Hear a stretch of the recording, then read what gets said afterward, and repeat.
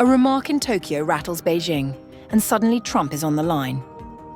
Takaichi's first call with the US president since the Taiwan dispute has set off fresh speculation. Is Washington stepping in or staying silent?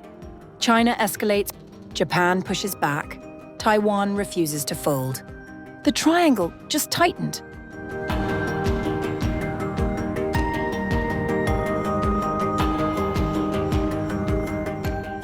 Following the Japanese Prime Minister Sanae Takaichi's remarks against China on Taiwan, the tension between the two nations has been palpable, and now the US might soon get involved too.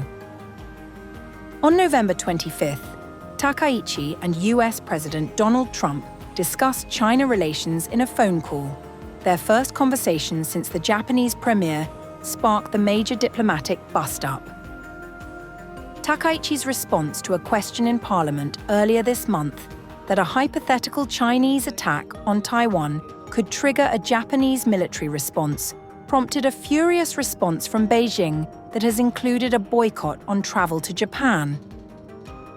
Offensive statements from various Chinese officials and even a letter to the United Nations.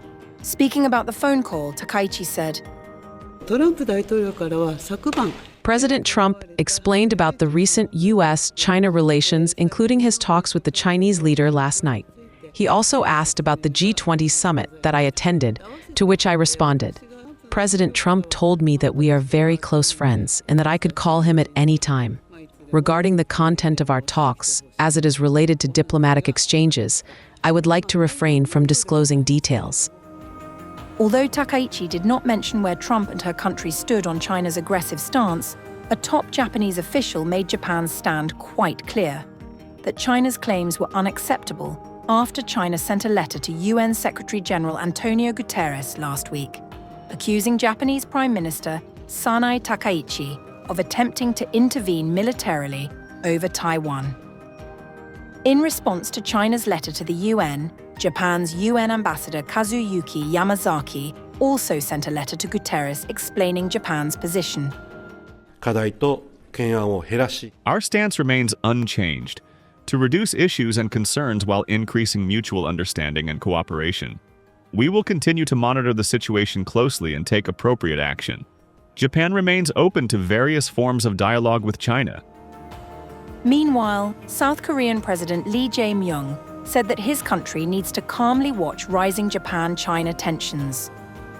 Lee held separate meetings with Chinese Premier Li Qiang and Takaichi on November 23rd on the sidelines of the two-day Group of 20 summit in the South African city of Johannesburg on the same day.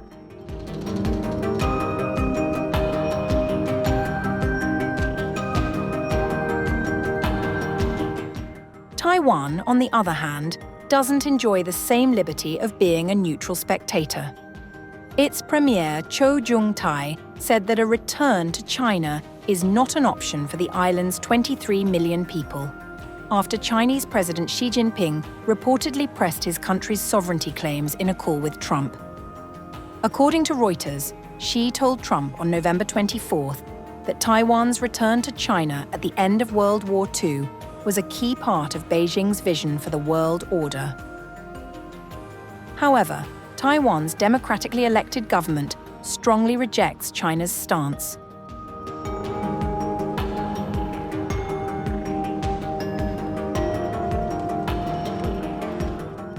Trump, on the other hand, touted relations with China as extremely strong, following the call of his Chinese counterpart. The call, not previously flagged by either country, came weeks after the two leaders met in South Korea, where they agreed to a framework for a trade deal that has yet to be finalized. Trump very conveniently avoided revealing if he had any discussions on Taiwan and the Japanese controversy. In his social media post, the POTUS wrote that he discussed many topics, including Ukraine-Russia, fentanyl, soybeans, and other farm products, tech, etc., after China's Xinhua news agency reported that Xi told the American leader that Taiwan's return to China is a key part of the post-war international order. The social media post read, I just had a very good telephone call with President Xi of China. We discussed many topics including Ukraine, Russia, fentanyl, soybeans and other farm products, etc. We have done a good and very important deal for our great farmers, and it will only get better. Our relationship with China is extremely strong.